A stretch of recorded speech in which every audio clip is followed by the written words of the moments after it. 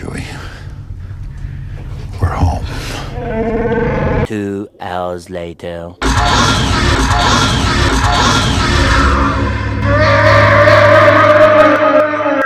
Hey guys, welcome back to another Star Wars Galaxy of Heroes video. Today is going to be a really dense topic about Jedi Rey, about farming the scoundrels, the Viagra scoundrels, oh boy.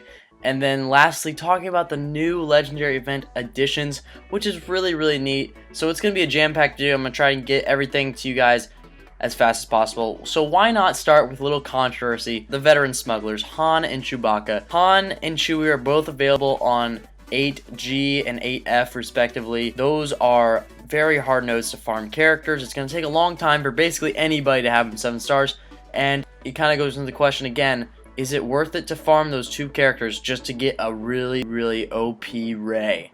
I am so up in the air about this. It's all about meta chasing. If you're an arena hog, you love the arena, you have to farm them like crazy, and you have to have been farming them in this time where we've just had a lot of free time, and you know, you have to have a lot of crystals to spare so you can keep spending 300 crystals a day and try and keep up. Now keep in mind that Rey's Hero's Journey will end in 15 days starting from today, or for you guys this is December 6th I believe. Really short amount of time. You guys probably need a head start. If you haven't started farming now, don't even bother. You're not going to be able to get them, I'm sorry, unless you spend an enormous amount of crystals. You're pretty much toast. So, and you know, you can buy the packs, but for real, I mean, if you're doing it free to play, you should have started a while ago.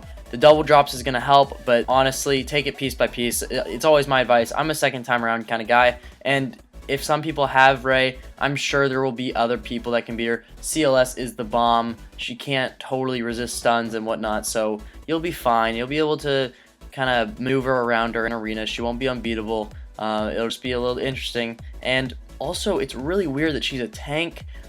I don't know. I also don't really love the name Rey Jedi Training. I think of the Spider-Man movie with Spider-Man on Training Wheels Protocol. Just a little thought to myself. But still, they're doing really cool stuff with the game. I always like that. I'm excited for the Hero's Journey event. Even if I don't get Rey, I'll still get some free crystals in there, get my BB-8 to 7 stars, which is really cool. And The Last Jedi is coming out, so I'm really hyped about that. So let's talk a lot about Rey's Hero's Journey. Let's talk a lot about her kit, because her kit is kind of insane. And of course, it's predictably insane because, you know, it adds to the power creep. So right now you guys see the power creep on your screen. Take a look at all the newest additions to the characters as the power creep goes up. You've got characters like Nihilus, you know, kind of in the middle. You've got like characters like Mace Windu at the bottom of the barrel, you know, just overall garbage characters. And then you've got, you know, CLS is up there, and then of course at the top now is going to be Rey. So they're adding to that power creep. They're not really balancing out the guys at the bottom, which is fine. That's kind of the way this game has been played, and of course the top 1% just keep getting stronger, and then the rest of the characters just turn into garbage over time. So very interesting though. Let's get into her kit. Rey's basic ability is called Connected Strikes. It deals physical damage to a target enemy. Damage increased by 25% for each of the following. So if Rey has no debuffs, Rey has any buffs, the target has no buffs, or the target has any debuffs. So it could potentially deal up to 100% more damage, which is crazy. It's crazy that she's a tank. It looks kind of freaking awesome. I mean, she's got the little kick thingy going on, or it doesn't look, maybe she doesn't kick, but it looks like she kicks. I like it. The next ability, special number 1, Defiant Slash. Deal physical damage to target enemy and inflict healing immunity for 2 turns. This effect can't be dispelled or resisted. I don't really know why it says copied. Somebody might be able to explain that to me in the comments. But this is really interesting because it deals the buffs that aren't cleansable healing immunity. I don't know if I really like that. That's again adding to that power creep, just making more OP debuffs that just can't be cleansed. I don't know. Pretty weird stuff, but if the target other ally is resistance, target other resistance ally and dispel all their debuffs. Call them to assist and grant them foresight for 2 turns. So that's really neat for protecting your fellow resistant buddies. And again, it's kind of a cool ability. I don't like that the healing immunity can't be cleansed, but that's another thing that just makes Rey OP, which is kind of cool, I guess, too. I don't know. I'm kind of 50-50 about the whole thing. Special number 2, Mind Trick. I am triggered about this, guys, and the reason being is because Rey learned the Mind Trick before she even knew what the Mind Trick was in the movie. Putting my personal bias aside, dispel all buffs on target enemy and inflict ability block, daze, offense down, and speed down for 2 turns. For each debuff inflicted, remove 10% turn meter, which can't be resisted. For each debuff resisted, remove 20% turn meter, which can't be resisted. For each active resistance ally, gain 15% turn meter. This attack can't be evaded. These 2 specials have had cooldowns of 5, really long cooldowns, but that's a massive amount of debuffs going on one character. I mean, daze, ability block, offense down, and speed down, that's huge. That's a hammer to the throat right there. So her leader ability, Inspirational Presence. Resistance allies have 30% critical chance and 30% critical damage. When they score a critical hit, they have a 70% chance to inflict expose for 2 turns, which can't be resisted.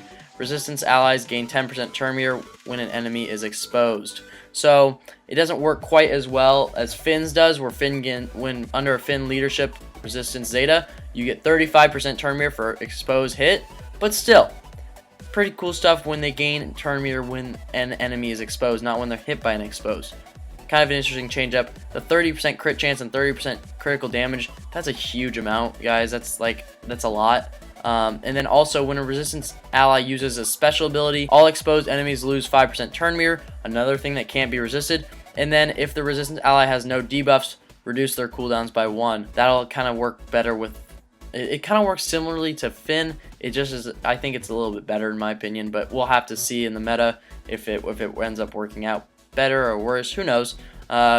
So that's pretty cool. Now her unique number 1, Virtuous Protector, and this includes Zetas, guys. So when another ally suffers a debuff, or when a resistance ally gains secret intel, Rey gains 8% turn meter. When Rey suffers a debuff, she has a 40% chance to dispel all debuffs on herself. That's pretty cool. And of course, in the Zeta ability added on to that. So your unique number 2, at the start of each encounter, Rey gains Foresight until she evades. Rey recovers 5% health and 5% protection when she evades.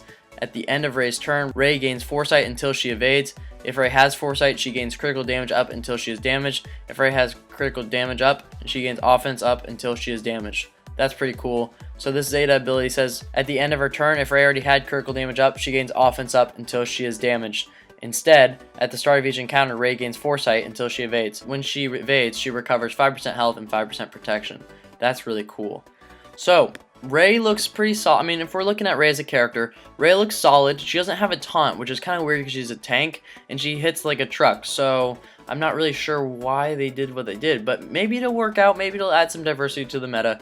Who knows? Now, the next part of this video is going to be talking about the new awesome comeback of legendary events. We're going to see all this stuff coming back, which I just love it. So it's called mythic events. So within this update, players are going to get this new mythic event, which is a way to replay a previously completed legendary event. They are max level content that will only appear once you've completed the legendary event version first. Once the legendary version is complete, the mythic event will unlock immediately and become available to play as long as the event's still running. So if the Yoda event's out, you can do the Yoda event mythic event, which is really cool. It's really hard to say though. Mythic events share the same name and theme of their legendary cousins, but have altered content. The first mythic event will be pieces of plans. So basically what goes on during this is if you finish the BB-8 pieces and plans legendary event, you get to do the same battle without any cutscenes or without any squad requirements, which is kind of cool. You just kind of send in your own squad. There are 3 tiers in each mythic event. Tier 1 is the same content as the final tier of the legendary event. So example, if we were fighting BB-8, we need 5 7-star first order characters, which is really, really cool. And then as a bonus, once this tier has been completed with a 3-star victory, it can be simmed. Thank goodness. That's awesome. Tier 2 is the same battle as Tier 1, but remove all the cutscenes, dialogue, and squad requirements. Ever wanted to see how the Empire would fare fighting against the Resistance and pieces of plans? So basically you can use different types of legendary event teams to test out how they would do in the Resistance, for example, pieces and plans legendary event. I think that's awesome. And then Tier 3 flips the script and tasks you with forming a squad based on using the event's legendary character and their allies to fight the faction you just used to unlock them. So basically, pieces of plans, again, you'd use First Order to fight BB-8 originally, and then to reverse it, you'd use the Resistance to fight the First Order. That's really cool, and based on the requirements for certain factions, so in Tier 3, you'll get mods like speed and offense because First Order and Resistance are used. Similarly, you would get defense mods for the Yoda event. Now, I don't know how the Yoda event will be played from the other side because it's just Yoda and Jedi fighting Jedi. It's one of the only ones that has a Jedi versus Jedi kind of thing going on. And then the Rebels and Empire would just be potency and tenacity mods. So that's pretty cool. These mods will be purple to gold. That's really awesome. And then lastly, Gear 12 salvage will be earned. So that brings back the excitement of legendary events. I love that. The legendary events now are kind of like, you just go around twice, you get them done, and then you totally forget about them. I kind of love the throwback, the nostalgia, what I love about Galaxy of Heroes. So that covers 2 out of 3 topics. Moving into the third topic, do you farm the smugglers? You have 15 days, guys. It's really up to you. I don't recommend. I'm a second time around kind of guy. I can wait for Jedi Rey. The Resistance is so good. If you haven't started working on them, what are you doing? They are so good, guys. I don't recommend slacking off on the Resistance. They're just too good to miss on an opportunity for this game. They run territory battles. They can run territory wars. They're so good. So good. So make your call. I say no, but again, I'm just a little, I'm not prepared. If you're prepared, go for it. You guys make the right call. I hope you enjoyed this video. I hope you found it resourceful because it's coming fast and this is just crazy. So it's good to be back making videos. If you enjoy this video, drop a like, subscribe to the channel for more content.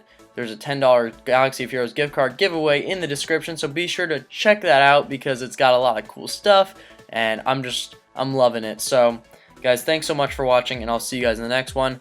Good luck to everybody. Peace out. Oh wait, before I go, sorry, I'm going to make a BB-8 minimum requirements video, so be sure to check that out in the next 2 days. Peace out, guys.